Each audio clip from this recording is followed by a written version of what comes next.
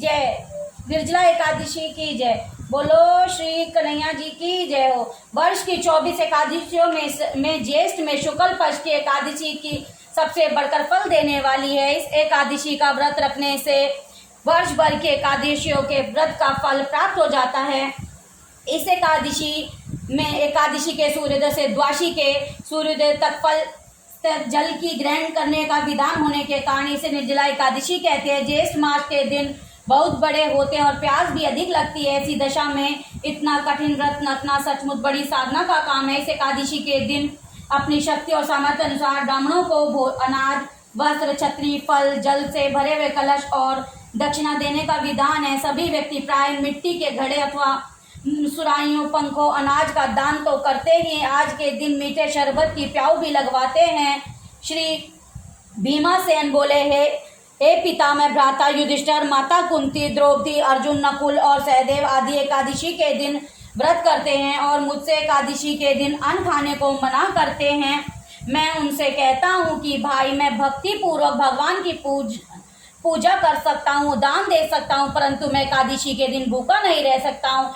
इस पर व्यास जी बोले, हे भीमसेन, यदि तुम नरक बुरा और स्वर्ग को अच्छा समझते हो तो प्रत्येक मास की दोनों एकादशियों को अन्न ना खाया करो। इस पर भीमसेन बोले, हे पितामह, आपसे प्रथम कह चुका हूँ कि मैं एक दिन भी समय भोजन किए बिना नहीं रह सकता। फिर मेरे लिए पूरे दिन का उपवास करना तो कठिन है। मेरे पेट में अग्नि का वास है जो अधिक अन्न खाने पर शांत होती है और मैं प्रतिदिन करता हूँ एक व्रत अवश्य कर सकता हूँ। अंत आप मुझे कोई एक ऐसा व्रत बताइए जिससे मुझे स्वर्ग की प्राप्ति हो। श्री व्यास जी बोले, हे वायुपुत्र, बड़े बड़े ऋषि और महर्षियों ने बहुत से शास्त्र आदि बनाए। यदि कलयुग में मनुष्य उनका आचरण करे तो अवश्य मुक्ति को प्राप्त होगा। उनमें धन बहुत खर्च होता है। उनमें से जो पुराणों का सार है उसे मैं कहता हूँ कि मनुष्य को दोनों पक्षों के एकादशी का व्रत करना चाहिए। इससे उन्हें स्वर्ग की प्राप्ति होती है। श्री व्यास जी बोले, हे भीमसेन, कृष्ण और मिथुन संक्रांति के मध्य ज्येष्ठ मास के शुक्ल पक्ष की एकादशी होती है, उसका निर्जल व्रत करना चाहिए। इस एकादशी के व्रत में स्नान और आचमन में जल वर्जित है, लेकिन आचमन में 3 माह से जल से अधिक जल नहीं लेना चाहिए। इस आचमन से शरीर की शुद्धि होती है। आचमन से 3 माह से अधिक जल मदपान के समान है। यदि दिन भोजन नहीं करना चाहिए, क्योंकि भोजन करने से व्रत नष्ट हो जाता है। यदि सूर्योदय से सूर्यास्त तक मनुष्य जलपान ना करे तो उसे 12 एकादशी के फल की प्राप्ति होती है। द्वादशी के दिन सूर्योदय से पहले ही उठना चाहिए। इसके पश्चात भूखे ब्राह्मण को भोजन कराना चाहिए, तत्पश्चात स्वयं भोजन करना चाहिए। इसका फल वर्ष संपूर्ण एकादशियों के फल के बराबर है। हे भीमसेन, स्वयं भगवान ने मुझसे कहा था कि इस एकादशी का पुण्य समस्त तीर्थों दानों के बराबर है। इन एक दिन निर्जला रहने से मनुष्य के पापों से मुक्त हो जाता है। जो मनुष्य निर्जला एकादशी का व्रत करते हैं उनको मृत्यु के समय भयानक यमदूत नहीं दिखते। उस समय भगवान विष्णु के दूत स्वर्ग में आते हैं और उसको पुष्पक विमान पर बैठाकर स्वर्ग को ले जाते हैं। अन्य संसार में सबसे श्रेष्ठ निर्जला एकादशी का व्रत है।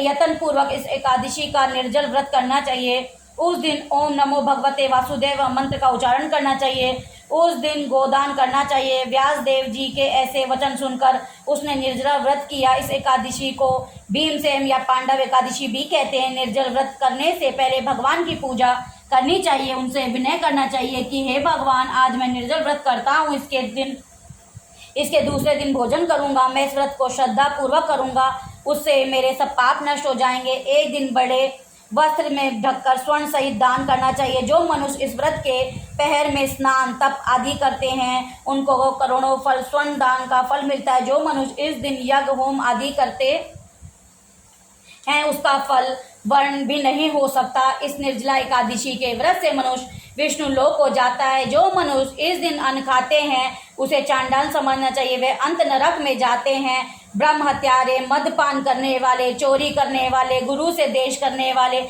असत्य बोलने वाले इस व्रत को करने से स्वर्ग को जाते हैं। हे कुंती, जो पुरुष या स्त्री इस व्रत को श्रद्धा पूर्वक करते हैं उनके निम्नलिखित कर्तव्य उन्हें सर्वप्रथम विष्णु भगवान की पूजा करनी चाहिए, तत्पश्चात गोदान करना चाहिए। उस दिन ब्राह्मणों को दक्षिणा, मिष्ठान आदि देना चाहिए। निर्जला के दिन अन्न, वस्त्र, छत्र, उपहान आदि का दान करना चाहिए। जो मनुष्य इस कथा को प्रेम पूर्वक सुनते पढ़ते हैं उनको स्वर्ग की प्राप्ति हो। श्री कृष्ण गोविंद हरे मुरारी हे नाथी नारायण वासुदेव।